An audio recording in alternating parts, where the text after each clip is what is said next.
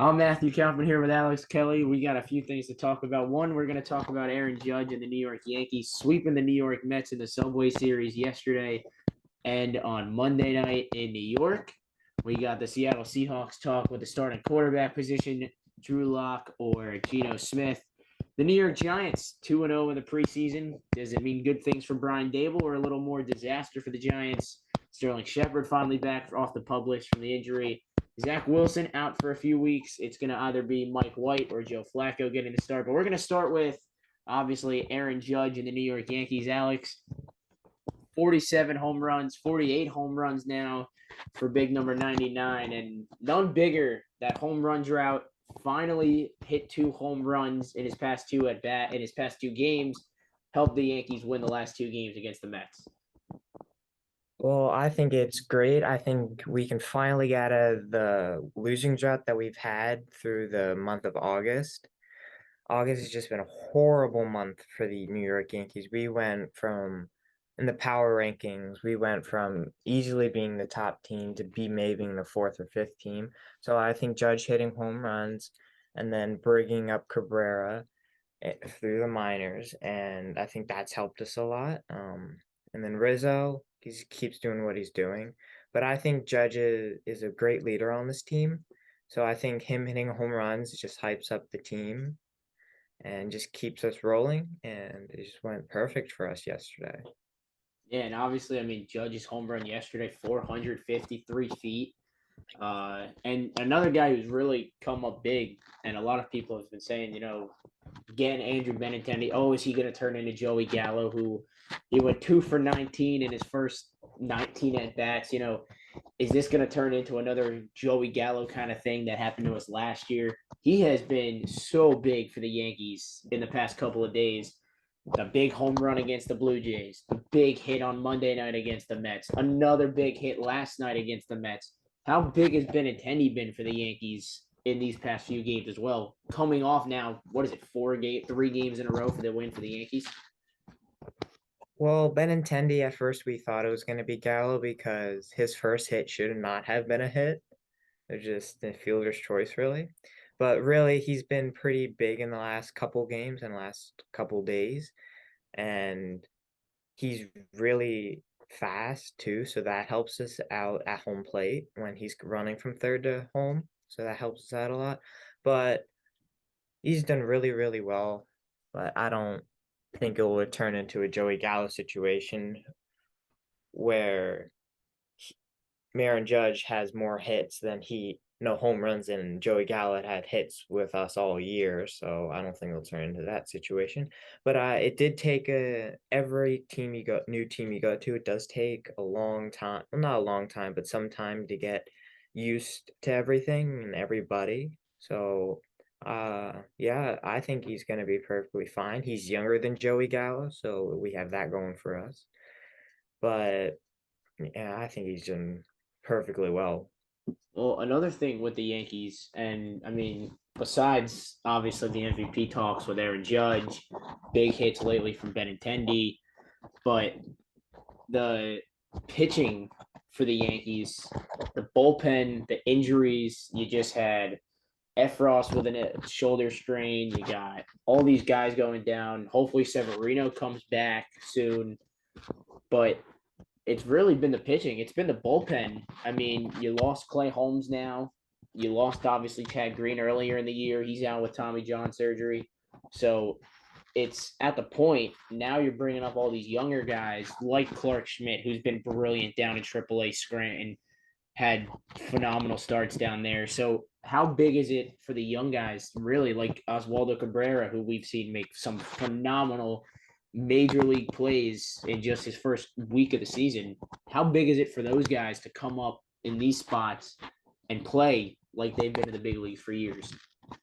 It's I think it's very, very important. It's because right now, if you look at the Yankees roster, it's a pretty old team. If you look at it, Aaron Judge is like 31, something like that.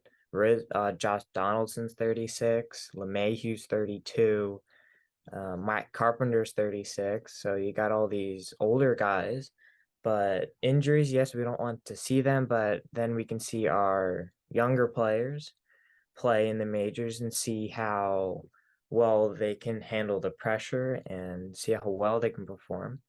But again, also the bullpen's just been a crucial piece of this team, and injuries within the bullpen, as you can see in the month of August, just been horrible. Like we just kept giving up runs, and I don't know why, but if you think, yeah, I just think if we can get more younger players, I think we'll be better because sometimes, yes, we need some veterans that can teach the younger guys, but we just can't have a full veteran roster. But yeah, Well, the younger guys have played very, very well so far. absolutely. And talking about guys like veteran players, let's look at DJ Mayhew for a second. I got a quick stat up here. He's reached basically 43 of his last 47 at bats since June 21st. That's a 307 batting average. He's 59 from 122 in that stretch with 36 runs, six doubles, six homers, 18 ribbies, 36 walks, and three stolen bases over that stretch. He's also reached base in 58 of his last 65 starts since May 28th, and 86 of his last 98 starts. He's reached base safely since April 12th, which was pretty close to the beginning of the season.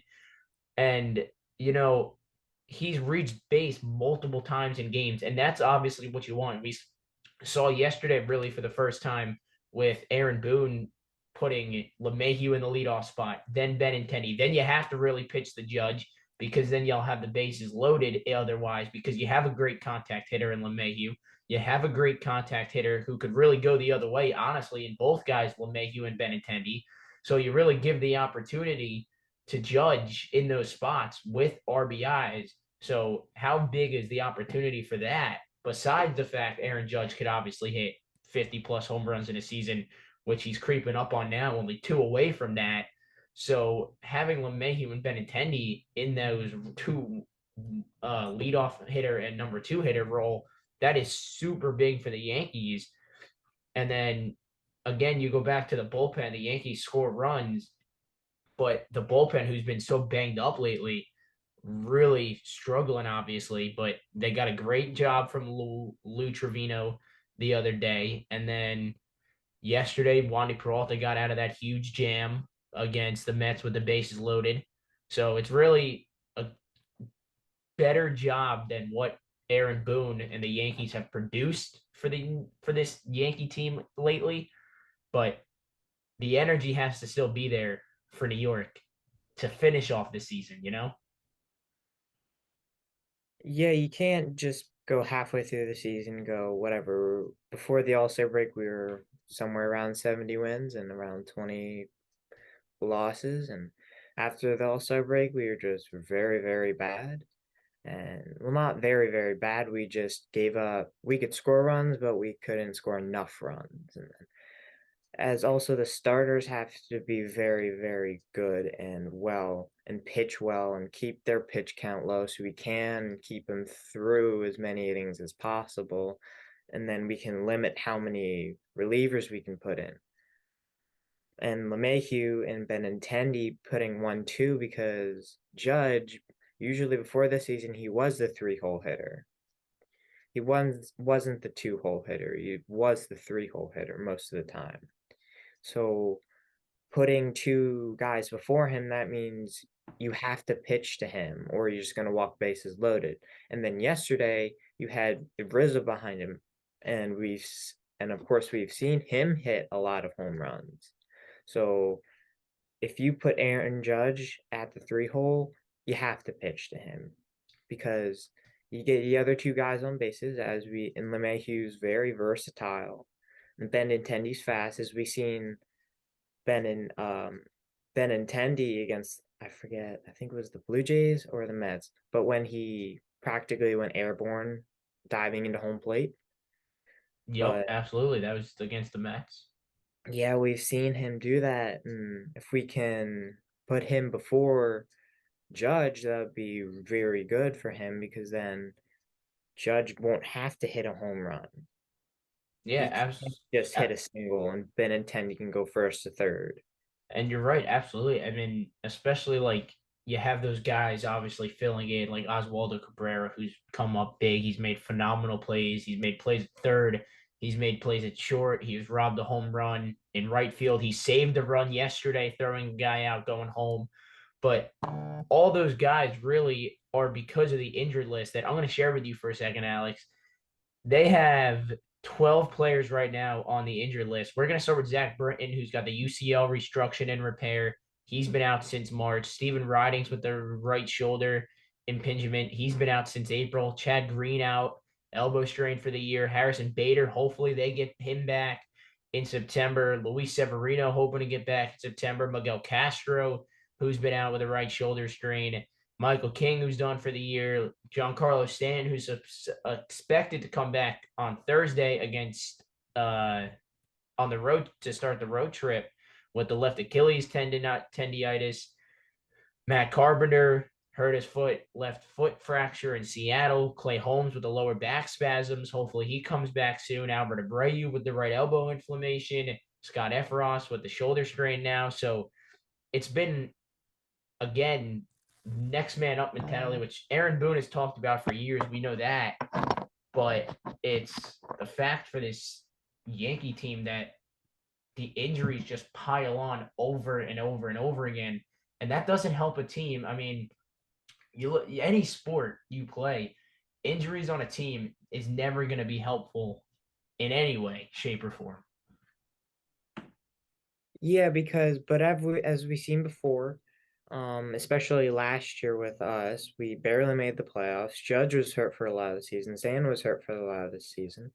So that we barely, yeah, we made the playoffs, but we lost first round. But injuries again just never help a team. But if we can have good depth on any sports team, but just good depth, and of course Matt Carpenter, that was he was very good for us in a limited amount of at bats. He's hit a lot of home runs, and also we are just it's just horrible how many injuries we've seen over the last couple years. How many times has Judge gotten hurt past couple years? Stan's got hurt the last couple years. So it's just not good, but I think we've dealt with injuries pretty well this year up until now, and especially the beginning of August. But when Stanton comes back and Carpenter comes back, I think we'll be in not full force again, but pretty close to it. Absolutely. So we're going to take a little break from baseball and talk a little football. We're going to start with the New York Jets. And, well, the New York Jets obviously dealing with the Zach Wilson thing and talking about the New York Jets. We got the New York Jets background here. But the injury to Zach Wilson and what Robert Saleh is trying to do with this team, the reconstruction almost, you could say, with this team. Your starting quarterback going down, second year in the NFL. I mean, that's just got to be the worst feeling, in all honesty, for Robert Saleh, but the Jets fan base. And Zach Wilson, obviously, of course, he didn't want to get hurt and he never planned to get injured. But in that point, now you got to do a whole new thing with the Jets. You got excited. The team looks great. We were down in training camp a few Sundays ago watching practice, and they were ready. They were probably looked the best that I've seen all training camp from the Jets. So it's definitely a good place to start for New York. But at the same time, now you got Zach Wilson going down with the injury. What do you think this team does with that injury, and who do you think winds up taking the job at quarterback? Is it going to be Joe Flacco or Mike White? Well, I think the team in general, yes, injury to Zach Wilson does hurt the team and does hurt his development. But I think just needs in any player position, the next person just has to step up. I personally believe that next person will be Joe Flacco. He has the most experience at quarterback. Yes, he's 30 something years old, mid to high 30s. But I think he's shown that he can still play, still willing to play. Mike White, yeah, we saw that one game last year from him, but after that, he wasn't too good. And then, but also they signed Chris Drevler the couple weeks ago. He did pretty well last preseason game for the Jets, but I personally believe Joe Flacco will take that starting job until Zach Wilson comes back. And Zach Wilson, last year he went down, and then before he went down, he wasn't too good, but after I think injury and rehab, and he was pretty good last year, and hopefully he can come back same in the same mentality and same motion and everything. So I think Joe Flacco is going to take the starting job.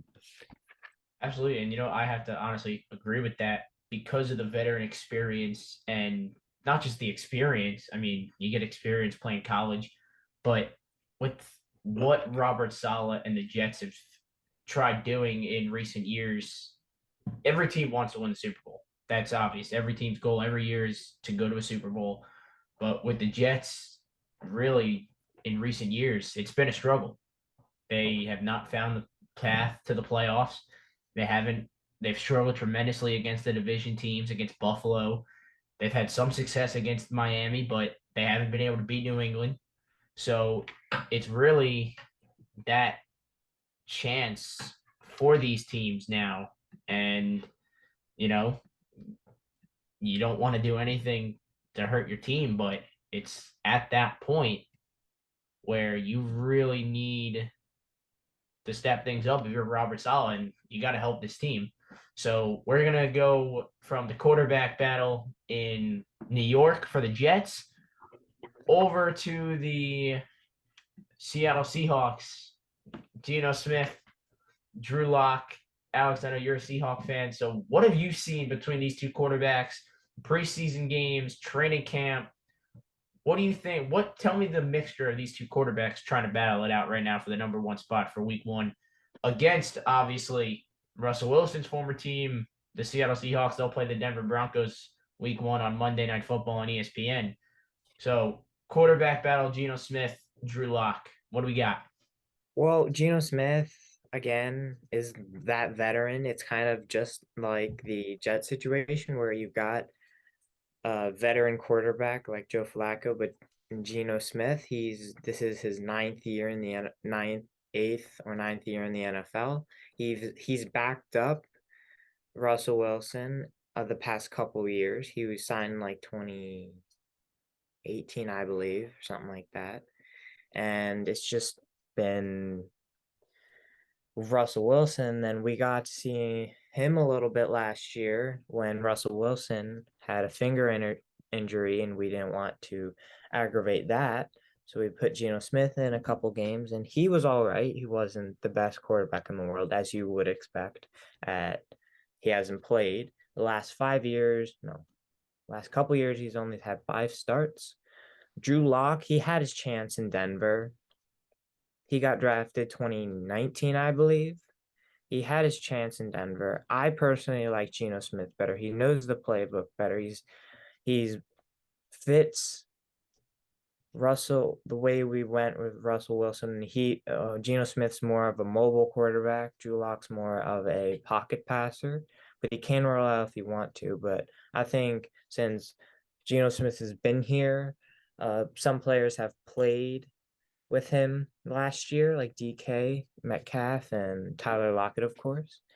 And also, and with the receivers, since we have new receivers like we drafted Bo Melton and Drake Young, so they haven't been this playbook, but I think Geno Smith will take the job.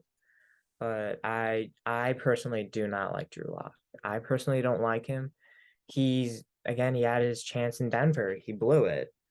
And then they got Teddy B, Bridgewater last year or 2 years ago. And it was just, he had his chance. Geno Smith is just, my opinion, better at this point. Who knows? Drew Lock might take the starting job later in the year, but I believe Geno Smith will take this starting job the first week. Yeah, and obviously, you said the experience for Geno Smith, but also the fact that he's been under the playbook of Pete Carroll. He knows Pete Carroll's playbook at this point.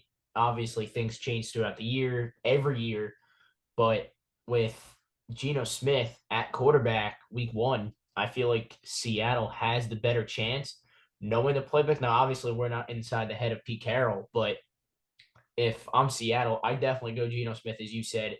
So you have the Jets, Zach Wilson injury. He's down. So it's Joe Flacco, Mike White. Then you got the Russell Wilson leaving the team. So you got another quarterback battle there. You got the Steelers, big quarterback battle going on between Kenny Pickett and Trubisky. We'll talk about that a little bit later on today. But now we're going to shift over to the New York Giants. And great news for the Giants. One, let's start with the fact that Sterling Shepard back from the injured list, from the pub list. And, that's obviously a big thing for this team as well because, you get the opportunity for these two guys. So where does it go with Wandell Robinson, who just got drafted by the Giants? Kadarius Toney, what they're trying to do. Saquon Barkley, who's going to be big out of the run game. So with Shepard coming back, obviously he's a veteran on the team. He's been there for years at this point. So Daniel Jones now, what are you thinking? I know you're obviously not the biggest Giant fan, but the fact that is this make or break for Daniel Jones with the weapons, Kenny Galladay, Tony, they got the new tight end Daniel Bellinger, they got Saquon Barkley. The offensive line is rebuilt almost for this team. Is this make or break for Daniel Jones here in 2022? Yes, very much is. This is his fourth year in the NFL. This will be his fourth year in the NFL. And yes, you can make the excuse of, oh, he's had multiple different head coaches and different playbooks. But I believe that if it doesn't matter which playbook, passing the ball is passing the ball. And that Absolutely. flat it doesn't matter what playbook. A deep out is still a deep out no matter what playbook you have. Absolutely. And it is definitely make or break for Daniel Jones. And if he doesn't do good, they won't pick up his fifth year option and they'll move on because we got a couple quarterbacks coming into this draft, like CJ Stroud. Bryce He's Young, Bryce Young, Alabama. and he's been, as we've seen, the Alabama quarterbacks have been pretty good in the NFL in the past couple seasons with Mac Jones. Tua not so much, but he's got Tyreek now there, and Jalen Waddle, one of the two fastest guys in the league. But this is definitely make or break for Daniel Jones. And you got Tyrod Taylor, who's a pretty good quarterback, and he's been one of those journeymen. He was with the Owl. I remember him as a Bill, 2015, 16. And then he went to the Browns, got starting job, and then they drafted Baker. Then he went to, I think, LA, the Chargers. Then they drafted Justin Herbert. And Herbert took that job, then he went to the Texans. Davis got Mills hurt. got starting job. Now he's with the Giants, who, if Daniel Jones gets hurt, and I don't think they will pick up his fifth year option and they'll look at Tyrod Taylor. And if they don't pick up a quarterback this draft, they have Tyrod Taylor. Yes, who's aging, but who He pretty could still definitely sling the football. We saw that in the preseason games. yeah, he can still sling the football, still can move. He's not as fast as Lamar Jackson, but he can still get out of that pocket, as we see in the Giants O line, which is not the best. So you can get out of that pocket and roll out, make a throw, or just run. Daniel Jones can't do that as much. Yeah, every quarterback's mobile. Every quarterback can roll out of that pocket, but Daniel Jones is more of a pocket passer than he is rolling out of pocket making a throw. So, Absolutely. So, well, we got a few minutes left here, Alex, and quarterback battles the topic of the day. Obviously, we talked in the beginning about the Yankees and the Mets Subway Series, the 3-game success for the Yankees. Obviously, not something to get too high about right now. You never know; everything could change. We talked Jets injury to Zach Wilson. Who gets the start? Joe Flacco, Mike White. Talked a little Seattle Seahawks with the battle there. Geno Smith and Drew Lock. Obviously, Daniel Jones, Sterling Shepard coming back. But now we're going to shift over to Pittsburgh, and we got these two guys, Kenny Pickett, Mitchell Trubisky. Obviously Trubisky sent over from the Bills last year or this offseason to Pittsburgh, but Pittsburgh also drafted Kenny Pickett. Now, in my opinion, obviously it's an opinionated thing here, but Mike Tomlin, in my eyes, I say he would go with Mitchell Trubisky week 1, obviously, because the veteran experience, he's been in the NFL, kind of give Kenny Pickett a little time to adapt from college scenario to the NFL. Don't get me wrong, Pickett's looked great all preseason. The 2 games he's played, he's looked great. But at the point, I definitely give Trubisky the opportunity to start week 1 and maybe obviously if struggles happen with Trubisky, kind of give Pickett the upper hand later on in the season to turn things around. But I definitely start with Trubisky getting the start week 1 for Pittsburgh. yeah, I believe that Mitch Trubisky will get that nod in that battle, but the Pittsburgh Steelers are not a playoff team. I don't believe so. That division is very good with the Ravens and now the Bengals, who just came out of nowhere last season. Then you got the Browns, who we won't get into that, but the Steelers are in no way. They're either going to be 3 or 4 in their division. They're not going to make the playoffs. So I think Mitch Trubisky will get the starting job, but I believe you should start Kenny Pickett, get him that experience that George Pickens, who's another rookie, has been amazing in preseason. So I think if you can get that chemistry going between the 2 rookies, I think that'll be beneficial for you in the future. But I believe again, I think Mike Tomlin will start Mitch Trubisky. Yeah, and obviously the question today and tomorrow, all these times, but what really happens? What is obviously going through your head? We saw Baker Mayfield named starting quarterback in Carolina. So if you're Kenny Pickett as a rookie, you kind of have a feeling almost you would think to have say, okay, I have a feeling Trubisky's going to start here, give him that opportunity. But how do you think Pickett reacts if Trubisky gets the starting job? Um, I think I don't think he'll act and go off on social media. I think he'll be a little bit mad because why would you draft a first round quarterback and sit him behind a quarterback who went to the Bears, thought the Bears thought they were going to have their franchise quarterback there, didn't do good. Not he didn't do terrible, but he didn't do amazing. Then went to the Bills, sat behind Josh Allen. So and again, he's had his chance. Just like Drew Lock, I said, he already had his chance with the Bears. So if you're Kenny Pickett, don't be stupid and go off ranting on social media and all that, but take that, like Michael Jordan said, I'll take that personally and work on your craft and just keep practicing and do the best you can, and hopefully you'll get noticed by Mike Tomlin and you will get the starting job sooner rather than later. Yeah, and obviously talking about all that and everything. So that's really going to do it here today with Matthew Kaufman and Alex Kelly. Alex, thank you so much for joining us today. My pleasure. And we can't wait for another episode. Hopefully, we'll do this again soon. But for now, that's all. I'm Matthew Kaufman with Alex Kelly, the M&L Sports Talk, right here, coming at you live from Jersey. We'll see you next time, right here.